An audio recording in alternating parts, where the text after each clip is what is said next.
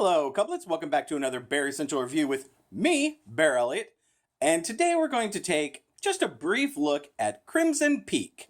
Now, Crimson Peak just recently got released in the theaters, and I was extremely excited about seeing this movie. I had seen the trailers, and I was like, oh my gosh, it's a period horror piece, and I love horror. And this is the time of year for the horror genre. I mean, you got all the ghost stuff going on, and so I'm like, oh, what a great time to release a horror movie, especially if it's a period piece. I love period pieces like The Others. I just really got into that, and this kind of felt the same way. Well, The Crimson Peak is an interesting movie, and I want to just read you the literally brief synopsis of exactly what this movie is about, because it'll give you a little hint. And then we're going to go, I will warn you, I will tell you about spoilers in this review. I can't help it. This is a spoiler review, so if you don't want to be spoiled, don't watch this, or go see the movie then watch this, because I'd like you to watch this. All right, so here is the brief synopsis of exactly what this movie is about. I'm taking this off of, I think this is IMDb. So after marrying the charming and seductive Sir Thomas Sharpe, young Edith finds herself swept away to his remote Gothic mansion in English Hills. Also living there is Lady Lucille, Thomas's alluring sister and protector of the family's dark secret. Okay, that's just a basic synopsis of what exactly it's about. There's basically three main characters. You have Edith. Now, period piece. This is about late 1800s, early 1900s. So we're looking at amazing costuming. That is a really big factor in this movie.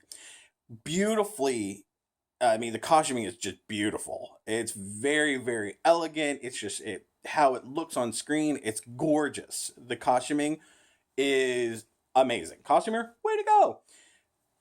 The shooting of this movie was really, really good. I liked the feel of it. It felt very period.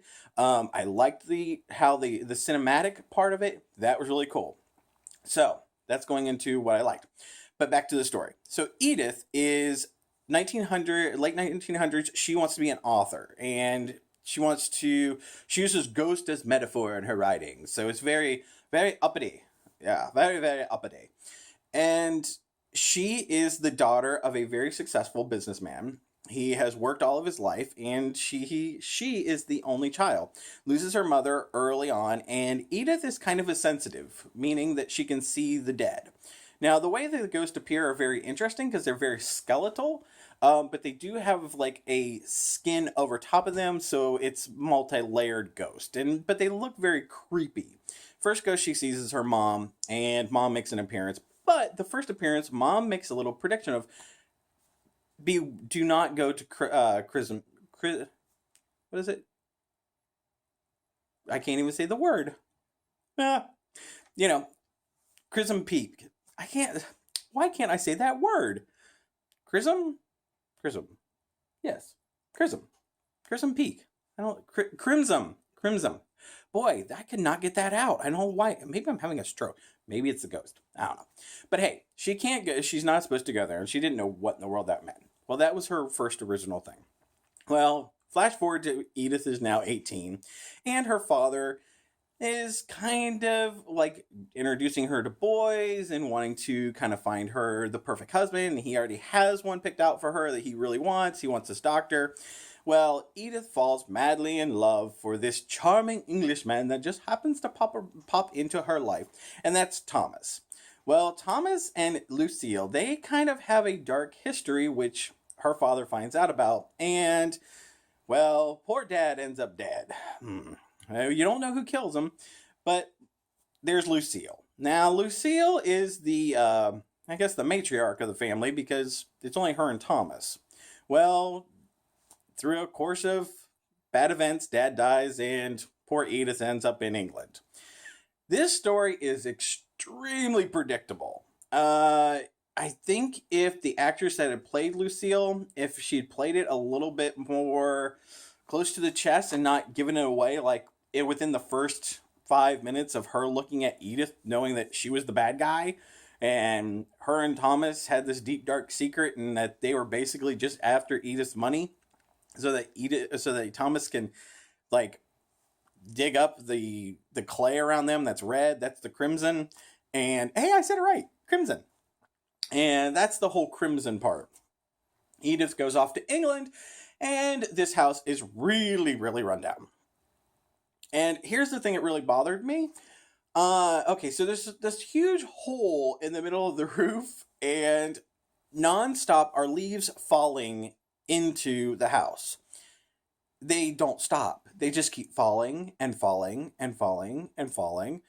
There's no trees around their house. There's no trees. Where did these leaves come from? And why do they keep falling into their house? I understand there's a big hole up there, but these leaves just keep falling and falling and falling.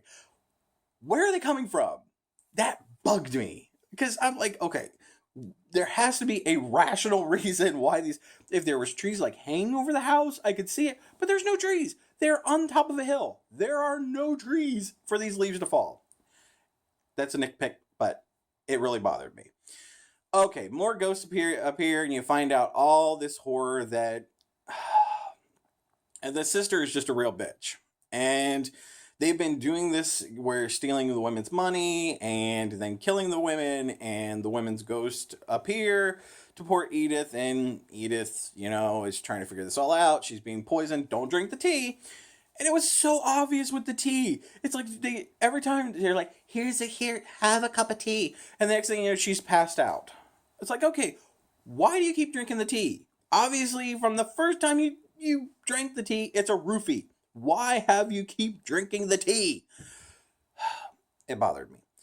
It's just a very predictable movie. It's getting horrible reviews. It's at 69% Rotten Tomatoes right now, and IMDb has it very, very low as well. So it's not getting great reviews. I was like, well, maybe it's one of these times that the critics hated it, and it's really, really good.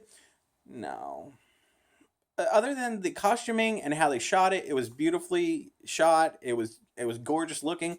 The acting was okay. It wasn't the greatest. It was just the storyline was way too predictable. There was no twists and turns. There was a couple of good horror elements and a couple of little jump moments, but that's it. It was way too predictable. It made me sad. So Crimson had crimson tears coming down my cheek.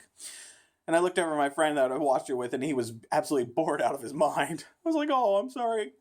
We should have went and saw the new Tom Hanks movie.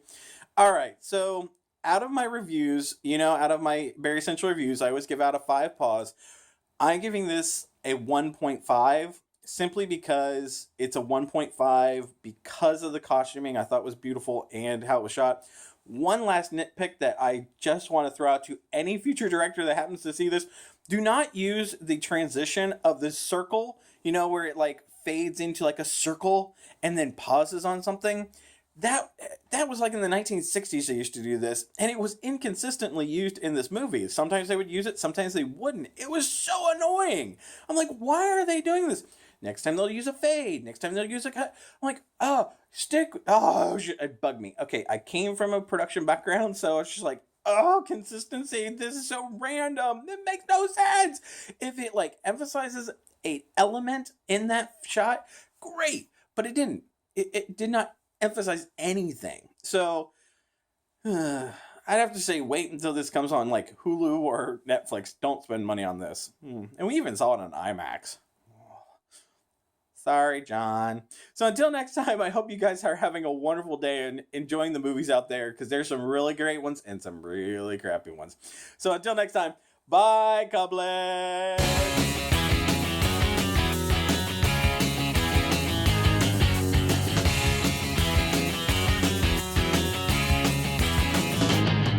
I could go out in the darkness, see you calling my name. I hear you shouting, hear you calling, but it's not the same. Every word that you are throwing right into my back doesn't matter to me, cause I'm keeping my track. Let me go, let me go.